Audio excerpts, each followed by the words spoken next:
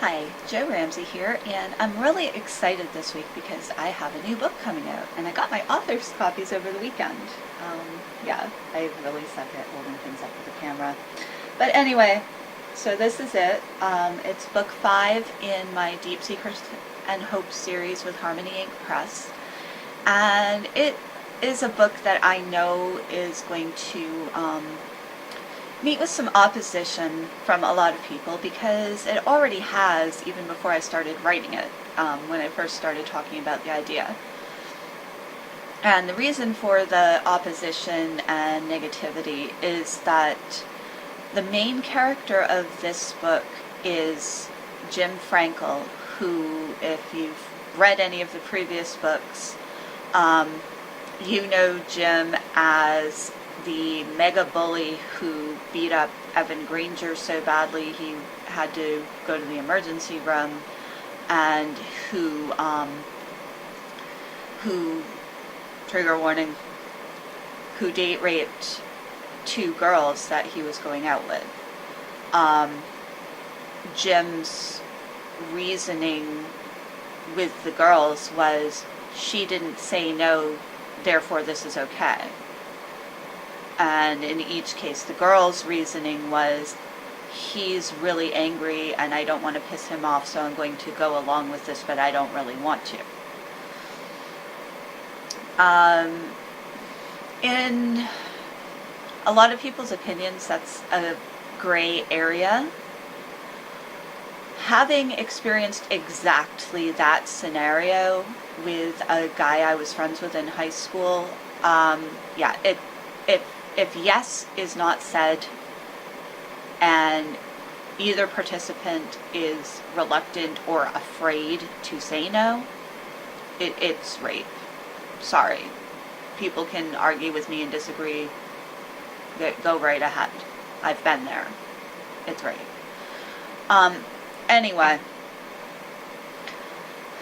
So, the point is, Jim is not a very good, well, Jim has done some not very good things. I don't want to say he's not a very good person, because in the other books, we don't see Jim through Jim's eyes. We see Jim through the eyes of the people that he has hurt. And of course, they don't know what's going on in his head. They only know what he has done to them, and it's some pretty crappy things. But Jim has had some pretty crappy things done to him as well when he was very young. And while there is no excuse for the things that he has done in the previous books, his anger and pain over what was done to him contributed to him being the person that we see in these books. And when he realizes what he did to Chastain and Mary Ellen, when he understands that it really wasn't consensual, his first thought is, I'm as bad as the man who hurt me when I was 6. Punish me, do something to me, get me off the streets, kill me. He legitimately wants to die, realizing what he's done.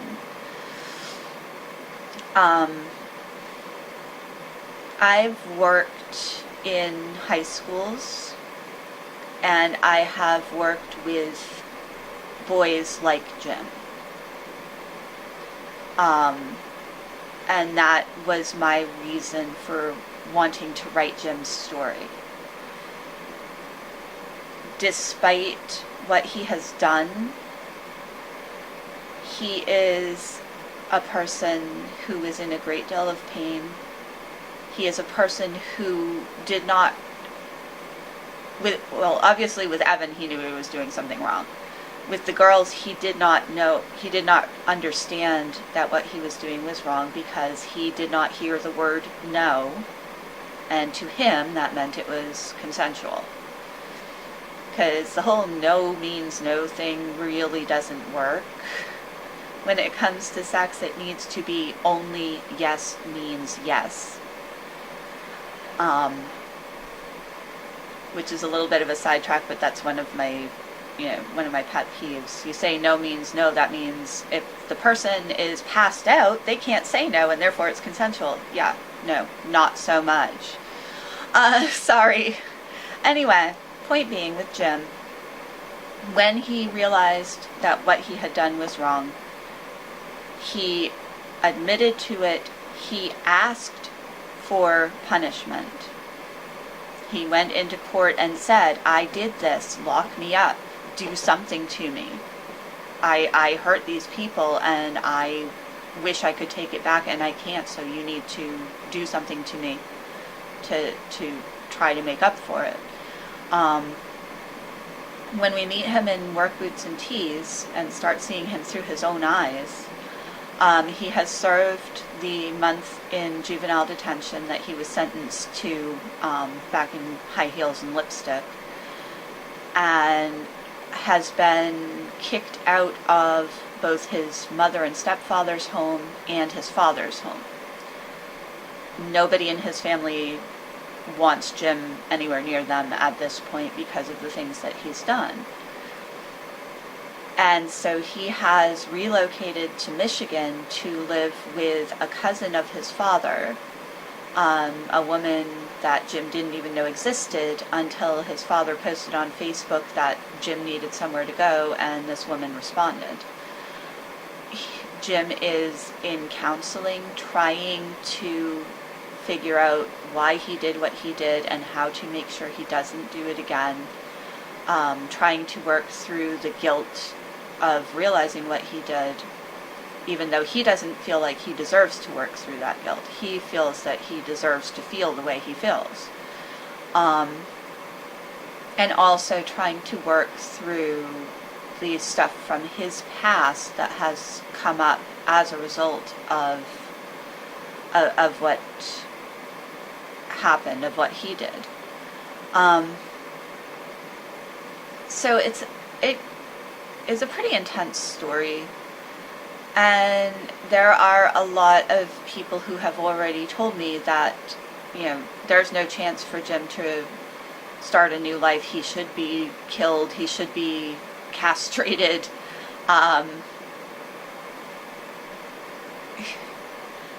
But to me, and I'm speaking as a sexual assault survivor here, because the people that have said those things to me have said, well, I'm a sexual assault survivor and that's why I feel the way I feel. I am also a sexual assault survivor.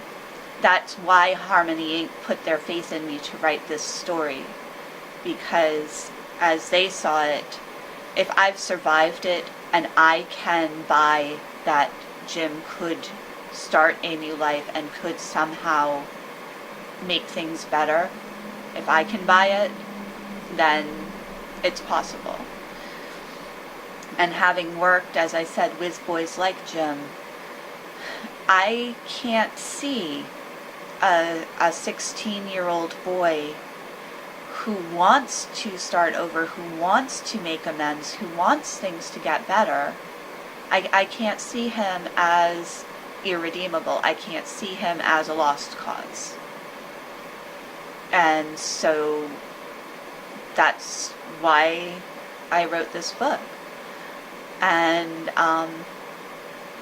readers are going to have a problem with it. I realize that. Harmony Inc. realizes that, and God bless them for backing me. I'm getting a little emotional right now because this is a really important story to me. All of the books that I write,